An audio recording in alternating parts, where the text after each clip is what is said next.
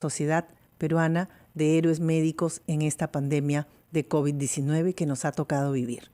Muy honrada de tenerlo aquí, doctor Carlos Alberto. Muchas gracias por aceptar nuestra invitación en este programa con la finalidad de hacerle algunas preguntas dentro de toda la experiencia acerca de las características de la infección y su relación con los pacientes de COVID-19. Me refiero a una infección en particular, a una infección llamada el hongo negro, que nos está quitando el sueño a los médicos, nos está quitando el sueño también a algunos pacientes que ya se están informando y que está muy relacionada, esta mucormicosis, relacionada mucho con la nueva variante, la variante Delta.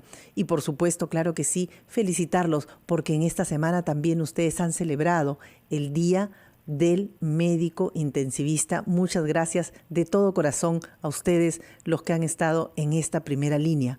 Entremos al tema, y muy buenas tardes, Carlos, y entremos al tema de por qué el hongo negro afecta a los pacientes con COVID-19 y qué es el hongo negro también. Buenas tardes, doctora Marquiana. Muchas gracias por la invitación. Así es, recientemente hemos celebrado nuestros 33 años de la fundación de la Sociedad Peruana de Medicina Intensiva, el día 8 de junio, y hemos tenido un programa muy nutrido.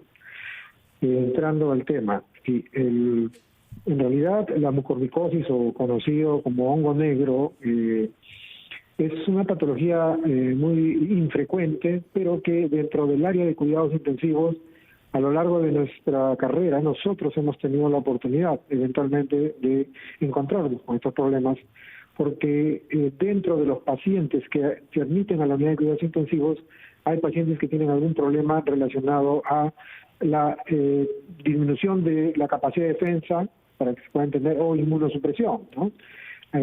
Sobre todo la adquirida. Y les estoy hablando de pacientes con cáncer que están recibiendo quimioterapia, pacientes con enfermedades del tejido conectivo, inmunológicas que están recibiendo corticoides, y estamos hablando también de pacientes diabéticos, descompensados, con cetoacidosis diabética, que también tiene como factor de riesgo el desarrollar este tipo de complicaciones. O sea, eventualmente hemos visto, ¿no? Este es un hongo, como ya lo dijiste, para explicar a la población. Las infecciones las pueden producir las bacterias, ¿no? Las infecciones las pueden producir el virus como el coronavirus, que es un virus, pero también tenemos infecciones producidas por hongos, ¿no? Y los hongos, en este caso, los hongos pertenecientes a la familia de los mucorales, como es el mucor, ¿no?, que produce la mucormicosis, entre otros, son hongos que podríamos llamarlos oportunistas, ¿no?, que se encuentran en el medio ambiente, en productos que están en descomposición y están liberando esporas, ¿no? Y esas esporas son inhaladas por las personas, incluso hasta nosotros podemos en algún momento haber inhalado esas esporas, pero como nuestro sistema inmune, nuestro sistema de defensa está en condiciones adecuadas, podemos contener y combatir este tipo de infección. Sin embargo, estos pacientes que hemos mencionado, definitivamente pues no tienen esa capacidad de defensa y pueden desarrollar esta enfermedad, ¿no? Esta enfermedad que se puede presentar a nivel, como ya vemos, a nivel nasal, a nivel oftálmico, a nivel cerebral, a nivel pulmonar, y correcto, también en otros órganos, ¿no? En otros órganos. Entonces, para centrarnos, llegan a través de la aspiración por la nariz y llegan tal vez a través de una herida en la piel. Y una vez que han llegado, si es que el paciente tiene su inmunidad, tiene sus defensas, está todo bien, no va a tener mayor problema. Pero si se trata de un paciente que tiene la inmunidad comprometida, si se trata de un paciente que tiene defensas bajas, entonces aquí vamos a tener la enfermedad del hongo negro, de la mucormicosis, y cuáles serían los síntomas con los cuales nosotros pudiéramos tomar la alarma de que estamos frente a uno de estos casos. Claro, para contextualizarlo primero en el caso de COVID-19, ¿no? Porque la relación es con el COVID-19. Claro. El paciente con COVID-19 crítico es un paciente que nosotros sabemos que tiene también un cierto grado de inmunodepresión. Son pacientes que cursan con linfopenia importante, ¿no? Y que hace pues que predisponga a infecciones oportunistas. También son pacientes que como factor de riesgo tienen la diabetes mellitus y se descompensa, y eso también hace de que se predisponga a este tipo de infecciones. Son pacientes que en el manejo del paciente crítico en UCI, muchos de ellos tienden a hacer acidosis, o sea, la sangre se vuelve ácida, ¿no?, por problemas respiratorios o problemas metabólicos, y esa acidez de la sangre también predispone a que el hierro que anda unido a la transferrina, que es un transportador en la sangre, se libere, y es como una especie de alimento para el hongo también, facilitando su presencia, su crecimiento, ¿no? Y así hay otras condiciones más. El uso y abuso de corticoides en el contexto de COVID-19 también está favoreciendo lamentablemente la aparición de este problema. Y aun cuando no está muy claramente publicado, el tocilizumab podría también, como inmunosupresor, tener algún factor contribuyente. Entonces, en cuanto a la pregunta que me has mencionado. Sí. Sí. En cuanto a la pregunta que me han mencionado, si estamos hablando de el problema rino-oftalmo-cerebral, que es uno de los más frecuentes, que se adquiere por la aspiración de las esporas, el paciente va a tener un cuadro como similar a un cuadro de sinusitis, un cuadro de rinitis, ¿no? Pero que lamentablemente la evolución va a ser una evolución tórpida, no va a responder al tratamiento habitual que se utiliza para un cuadro de rinosinusitis. El cuadro va a continuar, va a comenzar a tener dolor, ¿no? Va a comenzar a tener hinchazón de esa zona de la cara, y si no es detectado a tiempo, este hongo tiene una predilección por comprometer los vasos sanguíneos, ¿no? En donde está localizado, y por eso vamos a ver cómo incluso va a comenzar a necrosarse, a morirse, por así decirlo, las células de la zona que está comprometiendo, y el color de las células muertas, del tejido muerto, es un color negro, ¿no? Da un color negro característico, por lo cual le suelen llamar el hongo negro, ¿no? Entonces, pero estas lesiones que se pueden presentar a nivel de la nariz, a nivel de los senos paranasales que están alrededor de la nariz, también pueden migrar hacia el cerebro y pueden ocasionar un daño cerebral terrible a nivel cerebral, y también a nivel ocular, que está cerca. Entonces, toda esa zona, ¿no? Nariz, ojos y cerebro se comprometen, y el paciente tiene una alta mortalidad si no se detecta a tiempo, definitivamente. Doctor, ¿y cómo haríamos para que la población no entre en pánico? Porque ya nos mencionó de que una persona con COVID-19, encima de tener la enfermedad que baja las defensas, además el tratamiento propio del COVID-19 hace que esté más predispuesto incluso a tener este tipo de infección sobreagregada. ¿Cómo haríamos para evitarla? ¿Cuáles serían los consejos que usted nos daría para poder llevar adelante una prevención? Ya tengo el COVID, ¿qué cosa debo hacer para que no me dé este tipo de hongo? En casa, con mis elementos de protección, etcétera. Díganos qué podemos hacer. Si tengo uno de estos factores de riesgo mencionados, definitivamente debo de tener controlado, debo de asegurarme con mi médico que estas enfermedades que predisponen adicionalmente a desarrollar este tipo de infección por este hongo oportunista estén controlados. O sea, yo no puedo andar con una diabetes descontrolada, ¿no? Si estoy con COVID, definitivamente que no.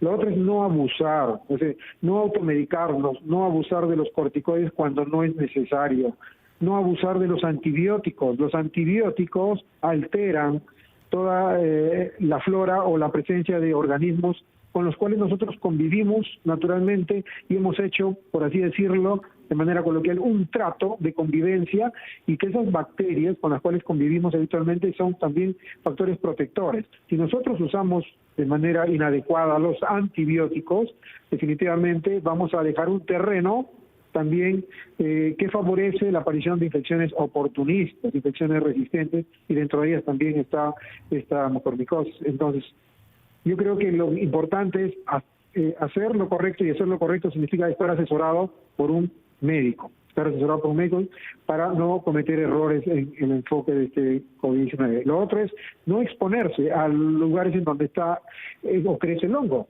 Recuerden, el hongo va a crecer en materia orgánica en descomposición.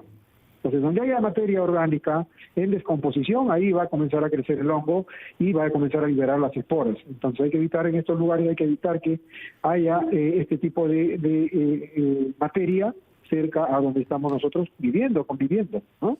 Correcto. Doctor, muy bien. Entonces, es importante también puntualizar que si es que esto se contagia de persona a persona, creo que no es así, tiene que existir. No.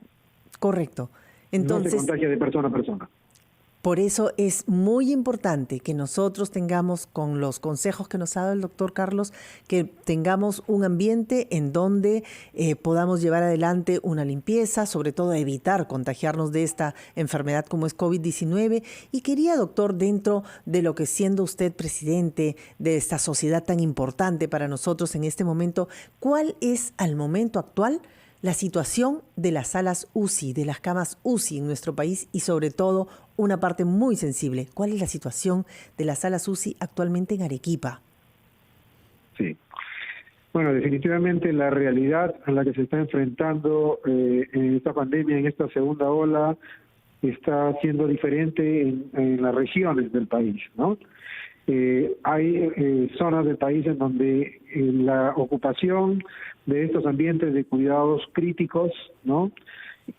Ha disminuido, como por ejemplo estamos hablando de Loreto, de repente Huánuco, en algunas zonas, pero también tenemos zonas en donde se está produciendo lo que podríamos denominar o sospechar ya como una tercera ola. Arequipa está teniendo una nueva curva de ascenso con estos casos y definitivamente hay una sobredemanda de ambientes de cuidados críticos y dentro de ellos de cuidados intensivos que en este momento están ya copados, ¿no? No hay capacidad para admitir más pacientes. Entonces, nuevamente empieza a incrementarse la famosa lista de espera, ¿no? Pacientes que requieren estar en cuidados intensivos y sin embargo ya no se cuenta con estos ambientes. Correcto, doctor. Entonces, ¿podríamos nosotros decir que la pandemia en el Perú se está descentralizando y que la tercera ola podría comenzar en Arequipa? Es una posibilidad, virtud además de que se ha identificado esta nueva variante, que es la variante Delta o variante hindú del coronavirus, ¿no? Creo que ello, más el bajo porcentaje de vacunación, más la falta de apegarse a las medidas de bioseguridad, ponen todo el terreno como para que esto se pueda dar, ¿no? Claro, doctor, y dígame, en el caso de las edades, porque al principio sí, de la pandemia nosotros decíamos solo las personas mayores de la ya tercera edad, más allá de los 70 años, son las que entran a la UCI. En la actualidad, ¿me podría dar un panorama acerca de cómo está la ocupación de las camas UCI con respecto a los grupos etarios, con respecto a las edades? ¿Qué edad es la más frecuente en la actualidad que se está hospitalizando en estos lugares? Sí, si nosotros hablamos de la primera ola, más o menos estábamos hablando de que los pacientes que estaban en UCI alrededor de, tenían una edad alrededor de 55, 60 años más o menos en promedio, ¿no? Y tenían comorbilidades, y si no tenían más de 50, 60 años, tenían comorbilidades. Actualmente en esta segunda ola lo que hemos visto es un mayor porcentaje de pacientes más jóvenes, por debajo de los 50 años, e incluso tenemos pacientes sin comorbilidades, ¿no? Que también han ingresado a cuidados intensivos. Esa es la diferencia o el perfil diferente a lo que ha sucedido en la primera ola, y también una mayor cantidad de mujeres con respecto a la primera ola. Siempre el predominio de varones en UCI, siempre la gravedad es mayor en varones, tanto en primera como en segunda ola. Siempre ha sido varones, pero el porcentaje, ¿no? El porcentaje en esta segunda ola tiende a ser un poco mayor en mujeres con respecto a la primera ola, ¿correcto? Y las embarazadas también. Exacto. Embarazadas también. Esa era mi siguiente pregunta, doctor. ¿Cuál es el caso de las embarazadas? Porque nos estamos enterando que lamentablemente la mortalidad en las embarazadas en estos últimos días ha estado subiendo. ¿Estaría usted de acuerdo con esta afirmación que estamos haciendo? Lo que pasa es que ha habido una mayor afluencia de gestantes a las diferentes unidades de cuidado, a la emergencia y diferentes unidades de cuidados intensivos a nivel nacional, ¿no? Y cuando han llegado las gestantes, se han encontrado con que todas las camas de cuidados intensivos estaban ocupadas por pacientes, ¿no? Es cierto que uno hace todo el esfuerzo para tratar de encontrar un ambiente donde tener la gestante, porque no estamos hablando solo de la mamá, estamos hablando de dos vidas. Exacto. Siempre y cuando se considere que el feto ya es viable, ¿no? Porque cuando es muy temprana la gestación, definitivamente allí lo que se trata es salvar a la madre a toda costa. Y esto probablemente haya retrasado la admisión de las gestantes a cuidados intensivos, ¿no? Pero que la evolución de manera como experiencia en el área de cuidados intensivos donde trabajo, es que no ha sido de mayor gravedad que otros pacientes. Hemos podido sacar con vida a gestantes, ¿no?, de la unidad de cuidados intensivos. Un grupo de ellas con fetos viables que han podido continuar con la gestación o que han podido tener el nacimiento del bebé.